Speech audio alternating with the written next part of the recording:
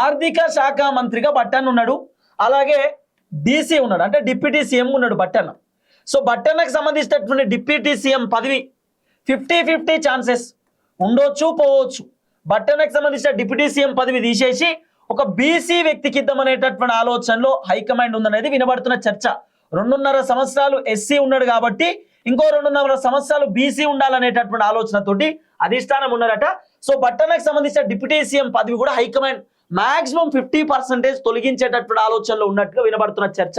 Deputy CM పదవి కాస్త పక్కన పెడితే బట్టి విక్రమార్కకు ఉన్నటువంటి ఫైనాన్స్ ఏదైతే బట్టన్నకు సంబంధించినటువంటి ఆర్థిక శాఖని తీసేసి బట్టన్నకు వేరే ఏదో శాఖ కేటాయించాలనేటటువంటి ఆలోచనలో అధిష్టానం ఉన్నారట.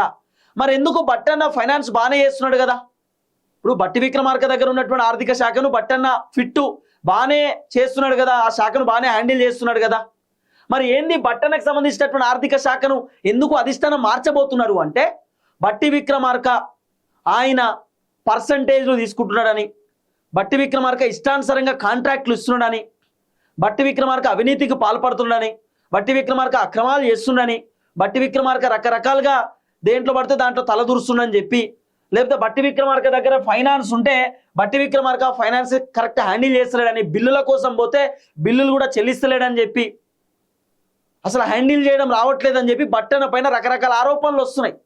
ఏబిఎన్ రాధాకృష్ణ కూడా వార్తలు రాసిండు, తర్వాత రకరకాల పేపర్లో వార్తలు వచ్చినాయి, మీడియా ఛానల్ వార్తలు వచ్చినాయి. బట్టి ఛాంబర్ ముందు పోలీసులని, బట్టి ఛాంబర్ ముందు కాంట్రాక్టర్లు ధర్నాలు చేసినని, బట్టి విక్రమార్క బిల్లులు ఇవ్వాలంటే 10% అడుగుతుండని, 5% అడుగుతుండని చెప్పి రకరకాల ఆరోపణలు వచ్చినాయి, చర్చలు వచ్చినాయి.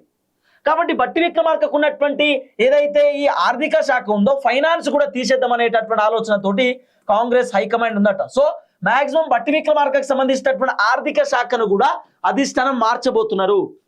సో బట్టనకు ఉన్నటువంటి ఏదైతే ఆర్థిక శాఖ ఆ పోర్ట్ఫోలియో ఉందో ఆ పోర్ట్ఫోలియోని హైకమాండ్ చేంజ్ చేస్తూ ఉన్నారు, చేంజ్ చేసేటటువంటి ఆలోచనలో ఉన్నట్టుగా వినబడుతున్నటువంటి చర్చ.